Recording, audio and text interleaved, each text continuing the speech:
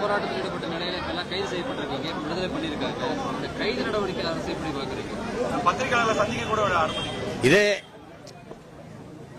ஒரு எப்படி அவசியமற்ற ஒரு கொடுமையான அடக்குமுறையை நான் பாக்குறேன். ஏன்னா நாங்க இதே வள்ளுவர் கோட்டத்தில் பல கோரிக்கைகளை முன் வச்சு ஆர்ப்பாட்டங்களை செஞ்சிருக்கோம். குறைஞ்ச ஆயிரக்கணக்கான போராட்டங்களை பண்ணியிருக்கோம். எல்லாருமே பண்ணியிருக்காங்க. இன்னைக்கு மட்டும் திடீர்னு இது போக்குவரத்துக்கு நெரிசல் ஆயிரும், சட்டம் ஒழுங்குக்கு இடையூறு வந்துடும் அப்படிங்கிற காரணம் இருக்குல்ல, அது ஏற்கிறதா இல்லை. ரெண்டாவது நாங்க போராடுவோம், அப்ப அனுமதி இல்லாம போறான்னா நீங்க இந்த மாதிரி உங்களை கைது செய்ய போறோம்னு முன்னாடி சொல்லிடுவாங்க. நாங்க ஊடகவியலாளரை சந்திச்சு எதற்காக இந்த போராட்டத்தை நாங்க முன்னெடுத்தோம், எங்களுடைய கோரிக்கை என்னன்னு சொன்னதுக்கு பிறகு அவங்க சொல்லுவாங்க போலான்னு சொல்லுவாங்க. சரி போலான்னு நாங்க கைதாகி வருவோம். இது மாதிரி கூடாரங்கள் அடைப்பாங்க, பிறகு அந்த நேரம் முடிஞ்சோன்னு அனுப்புவாங்க. இதுதான் வளமையா நடக்கிறது. இன்னைக்கு நீங்க ஊடகத்தையே சந்திக்க கூடாது அப்படிங்கறது இது எப்படிப்பட்ட ஒரு கொடுமையான, நான் எதுக்காக அங்க கூடணும்னே தெரியாது. இப்ப உங்களுக்கு முடிச்சு வீட்டுக்கு போகும்போது இப்ப என்னன்னு சொல்ல வேண்டியது இருக்கு. உங்களுக்கு இது நியாயமா நேர்மையா இந்த பிரச்சனையை அண்ணா பல்கலைக்கழக வளாகத்துல தங்கச்சிக்கு நடந்த அந்த கொடுமையை உண்மையிலே அரசு நேர்மையான உள்ள சுத்தியோட உள்ளச்சான்றோடு அது அணுகுது அப்படின்னா அதுக்காக போராடுறவங்களை தடுக்க வேண்டிய அவசியம் இல்லையே. தடுக்க வேண்டிய அவசியமே இல்லை. இப்ப நீங்க சரி போராடுங்க, உங்க கோரிக்கை நாங்க ஏற்கிறோம், அதுக்கு என்னன்னு அதை கவனத்தில் எடுக்கிறோம்னு சொல்லிட்டு போனா முடிஞ்சு போச்சு. யாருமே பேசக்கூடாதுங்கிறத அதை முடக்கி போடுறது, அதை மறக்கடிக்கிறதுங்கிறது அது ஏற்புடையதல்ல. மேலும் மேலும் சந்தேகத்தையும் அது நமக்கு ஏற்படுத்துது. இப்ப நமக்கு ஒரு கேள்வி இருக்குது. ஒருவர் இவ்வளவு பெரிய புகழ்பெற்ற ஒரு அண்ணா பல்கலைக்கழக வளாகத்துக்குள் ஒருவர் உள்ளே சென்று அது என்ன சொல்லப்படுதுன்னா, இந்த தங்கச்சியினுடைய இதுல இருந்து என்ன வருதுன்னா, ஒரு பெண் அந்த தங்கையுடைய ஒரு ஆண் நண்பர், அதாவது அன்பிற்கினிய ஒரு தோழரோட போய் அமர்ந்து பேசின போது அடுத்த 10வது நிமிடத்துல அவர் இங்க வர்றாருன்ற. இன்னைக்கு தங்கச்சிக்கு நடந்திருக்குல்ல, அதே மாதிரி நேற்று ஒரு தங்கைக்கு நடந்திருக்கு. அந்த தங்கைக்கு இப்படி நடந்திருக்குன்னு இந்த தங்கை சொன்ன பிறகு அதை விசாரிச்சா அதே இடத்துல அதே பெண்ணுக்கு அந்த பெண்ணுக்கு இதே மாதிரி வேற ஒரு இடத்துல உட்கார்ந்து பேசும்போது அதே மாதிரி 10 நிமிஷத்துல அவர் இங்க வந்திருக்காரு. இவருடைய வேலை என்னன்னா, அவங்க 2 பேரும் பேச, அவங்க நெருக்கமா பேசுறதை தூர இருந்து படம் எடுத்துக்கிட்டு இந்த காணொலி காட்சியை காட்டி மிரட்டது. இப்ப நீ இதை நீ நான் சொல்றதை கேட்கல அப்படின்னா இதை உங்க பேராசிரியர்ல எனக்கு நெருக்கம் காட்டுவேன், இதை வலைவெளியில ஏற்றி விடுவேன், வலைத்தளங்களில் ஏற்றுவேன், உன்னுடைய பெற்றோர்களுக்கு அனுப்புவேன், பரப்பிவிட்டா உன்னுடைய எதிர்காலம் என்ன ஆகும், அப்ப என்னுடைய விருப்பத்துக்கு நீ கட்டுப்படு, இல்ல இணக்கமாயிரு அப்படின்னு சொல்றது. அப்ப அதுல இந்த மாதிரி இனங்கிற பெண்களை ஆடையற்ற உடலோடு முழுக்க எடுத்து வச்சு மிரட்டி இப்ப காவலர்கள் சொல்றாங்கல்ல, நம்ம காவல்துறை என்ன சொல்லுது, அவர் ஏரோப்ளைன் மோட்ல போட்டாரு அப்படின்னு. அப்ப அவர் ஒருத்தர்கிட்ட பேசி இந்த சாருக்கு நான் என்னோட இருக்கிற மாதிரி அவரோடு நீ அனுசரிச்சு இருக்கணும்னு சொல்றாருன்னா, அப்ப அந்த சார் யாரு, அந்த சார் கிட்ட இது ஏரோப்ளைன் மோட்ல இருந்தா இது யார்கிட்ட பேசினா இன்னொரு அலைபேசி வச்சிருந்திருக்கலாம்ங்கிறாங்க. எல்லாமே ஒரு யூகத்தின் அடிப்படையில் இப்படி இருந்திருக்கலாம், போயிருக்கலாம். ஒரு கேள்விதானே, அங்க சிசிடிவி கேமரா வேலை செய்யலைங்கிறது நீங்களே சொல்லுங்க. 10 ஆண்டுக்கு முன்னாடி இந்த சிசிடிவி கேமரா நமக்கு ஆதரவா இருந்ததா? இல்ல. இது வர்றதுக்கு முன்னாடி இந்த நாட்டில் குற்ற நிகழ்வுகளை கண்டுபிடிச்சு தண்டனை கொடுக்கப்படலையா? இதை விட கடுமையான வழக்குகளெல்லாம் நம்ம காவலர்கள் விசாரிச்சு கொண்டு நிரூபிக்கலையா, நிறுத்தலையா? இதை ஒரு காரணமா காட்டி ஒரு தனி மனிதன் ஒரு பிரியாணி கடை அந்த வளாகத்துக்கு முன்னாடி வைக்கிற இவருக்கு இந்த வளாகத்துக்குள்ள போய் பெண்களை, படிக்கிற பிள்ளைகளை இப்படி எடுத்து மிரட்டிடலாம்ங்கிற துணிவு எப்படி வருது? இது எவ்வளவு பெரிய குற்றம்னு அவருக்கு தெரியுமா தெரியாதா? அந்த குற்றத்தை செய்யற துணிவு எப்படி ஒரு தனி மனிதனுக்கு வரும்? ஒரு பின்புலம் இல்லாம, ஒரு இப்ப ஒரு அரசியல் பின்புலமோ ஒரு அதிகார பலமோ இல்லாம ஒருத்தருக்கு எப்படி வருது? இது ஒரே நிகழ்வு தானே? நமக்கு தெரிஞ்ச 2 நிகழ்வு நடந்திருக்கு. அப்ப இதுக்கு முன்னாடி எத்தனை? ஒரு தங்கச்சி துணிஞ்சு சொன்னதுனால இவ்வளவு பேர் நின்று உரித்து பேசுறோம். இப்ப சொல்லாம அச்சப்பட்டு மறைக்கப்பட்ட குற்றங்கள் இது மாதிரி எவ்வளவு? அத இவங்க அணுகிற முறைதான் நடந்துருச்சு, வருந்துரும், இனிமேல் இது போல நடக்காது, நீங்க அச்சத்தை கைவிடுங்க, அது தவறுதான், அதுக்காக நாங்க வருந்துறோம், இதுக்கு கொடும் தண்டனை கொடுப்போம், அப்படி ஏதாவது ஒண்ணு பேசினா நமக்கு ஆறுதலா இருக்கும். சும்மா ஏதோ மாப்பிள்ளை வீட்டுக்கு அவருக்கு மஞ்ச பத்து போட்ட மாதிரி கையிலங்காலும் ஒரு கட்டை போட்டு சும்மா அவர் ஜாலியா படுத்திருக்காப்ல, பார்க்கும்போது கையை காலை உடச்சு போட்டாங்கன்னு நாங்க நம்பணும். இதெல்லாம் எந்த மாதிரியான அணுகுமுறை இது? அது கேட்டா ஒவ்வொருத்தரும் ஒரு காரணம் சொல்றாங்க. அவர் மனைவி இங்க வேலை செய்யுது பேராசிரியரா, அதனால அதை கொண்டாந்து எத்தனை விட வருவாருன்னு. 8 மணிக்கு என்ன விட வர்றாரு? சரி, அந்த பேராசிரியர் ஒரு மனைவி இருக்கலாம், அதை ஒரு தடவை பேச சொல்ல வேண்டியதானே. ஆமா, என்னுடைய கணவர் அவர் என்னைய கொண்டாந்து வளாகத்தில் விடுறதுக்கு தான் வருவார் அப்படின்னா வளாகத்தில் விட்டு போண்டிதானே. அங்க உள்ள காட்டுக்குள்ள போய் தனியா இருக்கிற பெண்களோட என்ன வேலை அவருக்கு? இதெல்லாம் ரொம்ப கொடுமையா இருக்கு. எதிர்கட்சியா இருக்கும்போது இவங்க ஒவ்வொன்றுக்கும் இந்த மாதிரி சம்பவங்கள் கொடுத்த குரல்கள் என்ன? இதே 13 வயசு குழந்தைய ஒரு பெண் மகளை இந்த மாதிரி பாலியல் தொந்தரவுக்கு ஆளாக்கிட்டாருன்னு ஐயா முதல்வர் அவர்கள் கொடுத்த குரல் என்ன?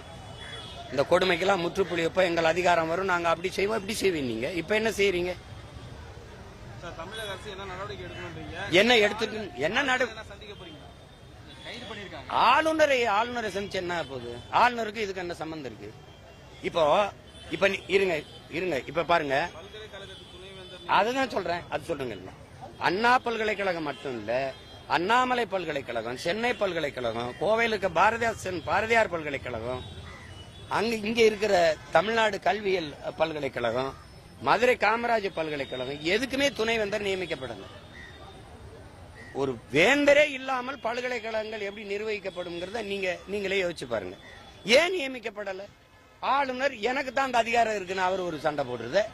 மக்களால் தேர்வு செய்யப்பட்ட ஒரு அரசு, இத்தனை கோடி மக்களால் நிறுவப்பட்ட ஒரு அரசுக்கு இல்லாத அதிகாரம் உரிமை ஒரு நியமன உறுப்பினருக்கு வந்துரும்னு சொல்ற கட்டமைப்பு எப்படி ஜனநாயக அமைப்பா இருக்கும்? எப்படி மக்களாட்சியா இருக்கும்? அந்த அதிகாரம் எப்படி மக்களுக்கானதா இருக்கும்? மக்களால் நிறுவப்பட்ட அதிகாரத்துக்கு இல்லாம ஒரு தனி மனிதன் நியமன உறுப்பினருக்கு எப்படி வருது? இத்தனை பல்கலைக்கழகங்கள் துணைவேந்தரே இல்லாம இயங்கிக் கொண்டிருக்குது. அதை தமிழ்நாடு அரசுக்கு இல்லை, இது மாநில உரிமை.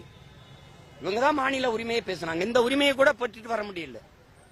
இவர் எப்ப கையெழுத்து போடுறது, எப்ப இந்த துணைவேந்தர்கள் நியமிக்கிறது? அவர்கிட்ட போய் கையெழுத்து போட்டு அவர்கிட்ட போய் மனு கொடுத்து என்ன போகுது சொல்லுங்க? என்ன போகுது சொல்லுங்க? ஒரே நபர் தானா? நீதிமன்றம் கேக்குதுல, ஒரு நபர் என்ன துணிவில் ஈடுபட்டாரு? அவரோட இந்த தங்கச்சி கொடுத்த வாக்குமூலத்தை நீங்க பதிவு பண்ணிட்டீங்க, பேர்ல பதிவு பண்ணி இத்தனை ஆயிரக்கணக்கான முதல் தகவல் அறிக்கை பதிவாகும் போது இந்த தங்கச்சியோட மட்டும் எப்படி வெளியாகுது? என்ன விளக்கம்? எப்படி இந்த ஒரு இது மட்டும் எப்படி டெக்னிக்கல் எரர் ஆகுது? மத்திய அரசு சொல்லிட்டா அதை நாங்க நம்பிடணும். சிபிசிஐடிக்கு மாத்துறது, சிபிஐக்கு மாத்துறது, மத்திய அரசு சொல்றது. ஏன்னா அது நேர்மையா இயங்குது இல்ல, எல்லாத்திலுமே நேர்மையா உள்ள சான்றோட இயங்கிட்டு வருது இல்ல, நாங்க நம்பிடணும். இத்தனை ஆயிரக்கணக்கான எஃப்ஐஆர் பதிவாகும் போது இது ஒண்ணு மட்டும் அது பதிவாகல அப்படின்னு மத்திய மாநில அரசு சொல்ல நாங்க கேட்கணும். எந்த குற்ற செயல்கள் நடக்கும் போது அங்க இருந்த கண்காணிப்பு கருவி மட்டும் இயங்க மாட்டேது? ஏன் இதுவரை தமிழ்நாட்டில் எந்த குற்ற செயலுக்கும் அங்க இருந்த சிசிடிவி இயங்கலை அப்படின்னா அப்படி எந்த இடத்துல இருக்கு? தண்டவாளத்தில் நடந்த கொலை, சுவாதி கொலைக்கு நடந்திருக்கா? இல்ல அதே சிறைக்குள்ள தம்பி ராம்குமார் தூக்கில தொங்கினாரு அந்த இடத்துல இந்த சிசிடிவிக்கு இயங்கல. இப்படி எத்தனையே சொல்ல முடியும்? அது இயங்கல, நாங்க என்ன செய்யறது அப்படின்னா? இதை நீங்க மத்திய அரசு சொல்லிருச்சுன்றீங்க. மத்திய அரசு சொல்லிருச்சுன்னா மத்திய அரசு சொல்லிருச்சு, அவ்வளவுதான். மத்திய அரசு இது மாதிரி எத்தனை சொல்லிருக்குது? மத்திய அரசு ஆசிபாவுடைய வன்புணர்வுக்கு என்ன சொல்லிருக்கு? பல்கிஸ்வானுடைய இந்த வன்புணர்வு அதுக்கப்புறம் விடுதலை ஆனதுக்கு அந்த வழக்குக்கு என்ன சொல்லிருக்கு? மணிப்பூர்ல 2 பெண்களை நிர்வாணப்படுத்தி பல ஆயிரக்கணக்கான ஆண்கள் வீதியில நிர்வாணமா நடக்க விட்டு வன்புணர்வு செய்து தீ வச்சு உயிரோட கொளுத்துனதுக்கு மத்திய அரசு நிலைப்பாடு என்ன? என்ன நிலைப்பாடு?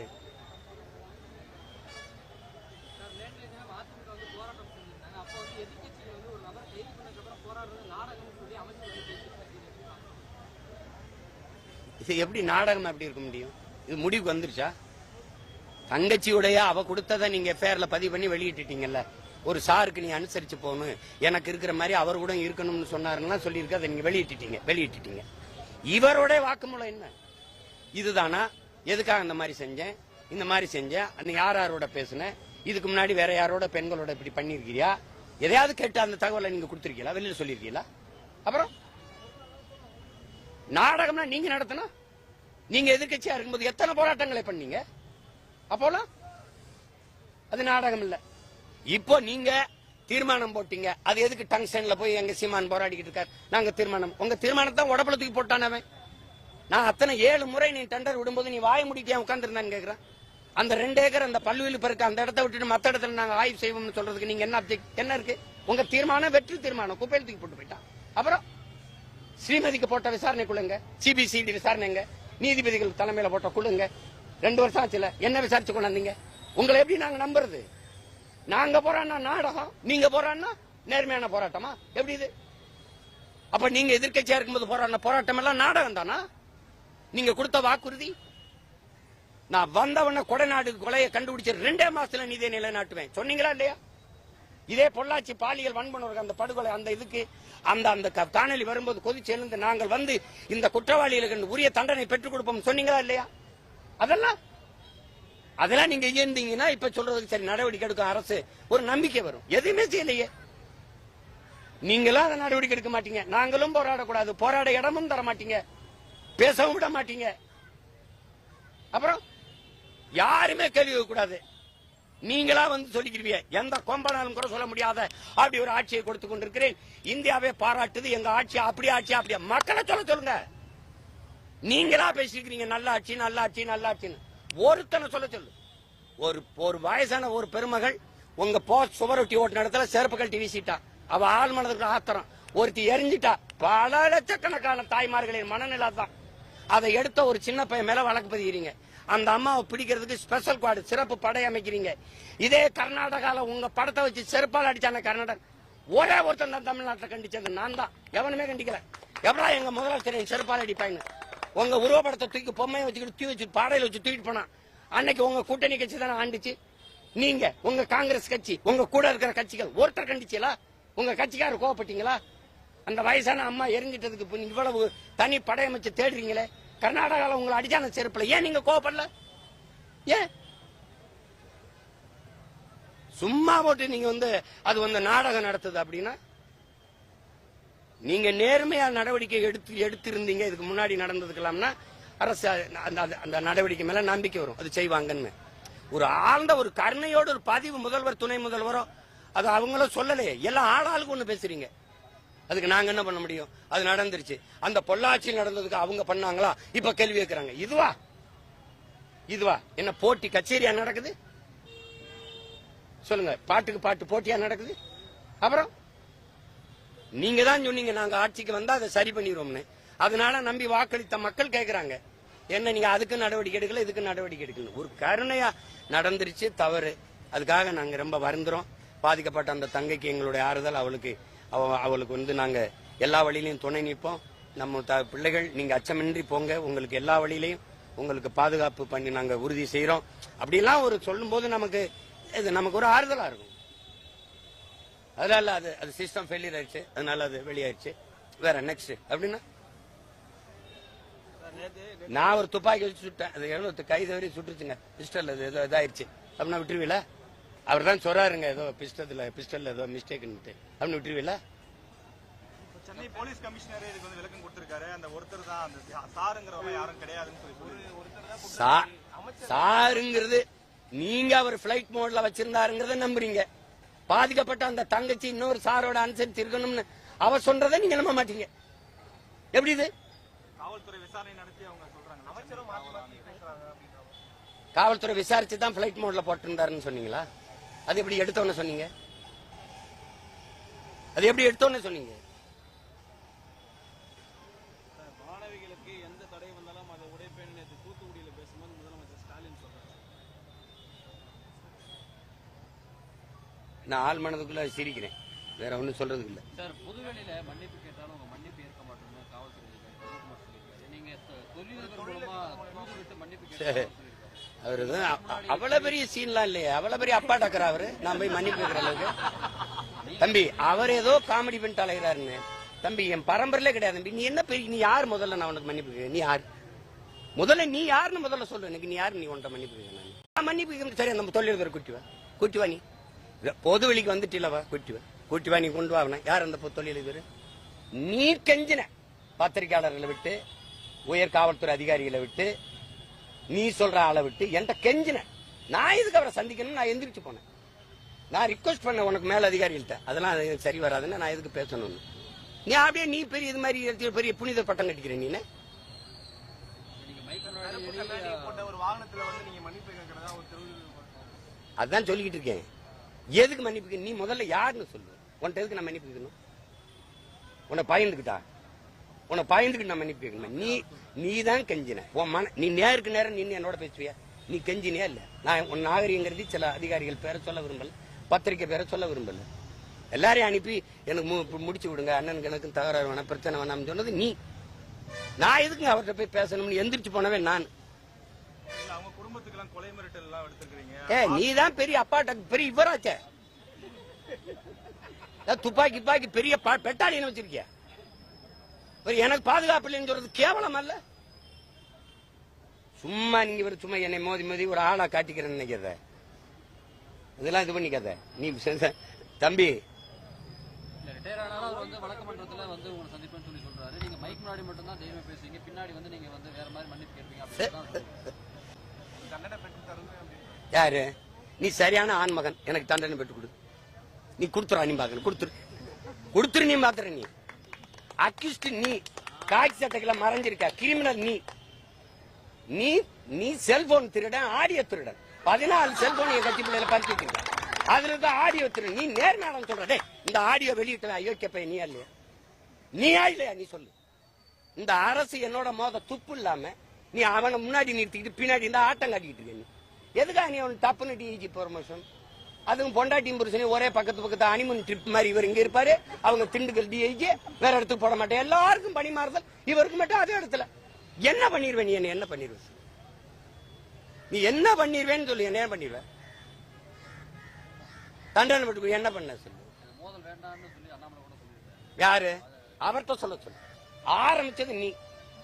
செல்போனை திருடிட்டு போய் இதை போட்டு ஆடியோ போட்டு திமுக ஐடி நீங்க கொடுத்து அங்க இருக்கிற சில அல்லக்கைகள் கொடுத்து பேச வச்சது நீ.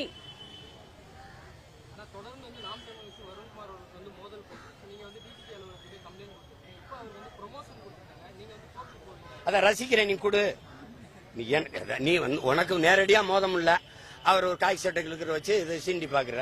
நான் அதை கண்டுக்கிறாம போகணும்னு நினைக்கிறேன். உங்க மாதிரி ஆளுக திருப்பி அதை இழுத்து விடுறீங்க. எனக்கு அவர் ஒரு ஆளு. அதான் சொல்றாரு. நீங்க இதை கேட்டுக்க வேண்டியதில்லை. எனக்கு பதில் என் தங்கச்சி எல்லாம் பேசியிருக்கணும். இதெல்லாம் நீங்க பேச வைக்கிறீங்க என்னைய. நான் என்ன வேலை செய்யறேன், அவர் என்ன வேலை செய்யறாரு? நான் அவருக்கும் அவர் பிள்ளை வீட்டிலுக்கும் சேர்த்து போராட்டி இருக்கேன். அது தேவையில்லாம அவர் பேச்சு இருக்காரு. என்ன முடிவு கொண்டு வரணும்? அதான் சவால் விட்டில. அப்ப மோதிர வேண்டியதான். நீ யார்? நீ என்னை போய் நீ அந்த ஒரு போலீஸ்காரன், நீ அங்க போய் போலீஸ் வேலையை தான் பார்க்கணும். இவ்வளவு பெரிய வேலை செய்யற ஒரு சாதாரணதுல இருந்து நின்று இந்த மொழிக்கும் இனத்துக்கும் மக்களுக்கு மனுக்குமா போராடி 136 வழக்க வாங்கி நின்று ஒருத்தன் கடை வச்சுட்டு 14 வருஷமா முடங்கி இருக்கு. ஒன்னும் செய்ய முடியாது. எத்தனை அவமானம், ஏச்சு பேச்சு எல்லாத்தையும் தாங்கிட்டு இந்த மக்களுக்காக நின்று போராடுறேன். வந்து Tamil fascist, Tamil chauvinist, separatist, பிரிவினைவாதின்னு போயிட்டு வரேன். போலீஸ்காரன் வேலையாது. எப்படி நீ பேட்டி கொடுக்குற? நீ ஒரு டிஜி வந்து அரசியல் கட்சி தலைவர் மாதிரி நீ திமுக மாவட்ட செயலாளரோட என்னை ஏற்று பேசுற. தம்பி அன்பில் மகேஷோ ஐயா நேரு கூட என்னை பத்தி பேச மாட்டாங்க. நீ என்ன உட்கார்ந்து அவர் வந்துங்க அவரு எதுன்னு அதுக்கு பேசாம நீ மாவட்ட செயலாளர் பதவி வாங்கிட்டு கட்சியில் போய் நின்ற வேண்டியதானே? எதுக்கு இவ்வளவு பேருக்கு நீங்க பேசுங்க? என்னைய அவரையே முன்னாடி நிறுத்துறீங்க. நாங்க 2 பேரும் ஒரே ஊருக்காரன். அவரு காவலர்கள் சீன்றது. எங்க வழக்கு போடு, அவர் அங்கதான் தூக்கி கொண்டு வச்சு விசாரிப்பாரு, சிறையில் போடுறாரு. அவர் பேசினதெல்லாம் உங்களுக்கு சொன்ன இதுல சொல்ல முடியுமா? அவர் மோதுறதுன்னு ஆயிருச்சு. அப்புறம் மோத வேண்டியதானே? தம்பி நீ ஆப்டால் போலீஸ் ட்ரைனிங். நான் யாருன்னு தெரியுமா? போராளி பயிற்சியாளன். நீ இந்த ஊருக்குள்ள ஒட்டு பேப்பா உழவு வைப்ப. நான் உலகத்தை உழவு பார்த்த தலைவனின் மகன். நீ சும்மா போட்டு இது பண்ணிக்கிட்டு இருக்காத. நீ போட்டு நீ என்ன வேணாலும் செஞ்சு பாரு. மோதும் ஆயிடுச்சுல மோதும். இதே அதிகாரம் அந்த திமுக இருக்கிறவர் தான். இவங்களை நம்பிட்டு நீ ஆடிட்டு இருக்க. 26க்கு அப்புறம் இவங்க என்ன பாடுபடுறாங்க பாரு. இந்த திராவிட திட்டுப்பேன் பேச்சுக்கணும். இவருடைய ஒரு ஆண் நண்பர், அதாவது அன்பிற்கினிய ஒரு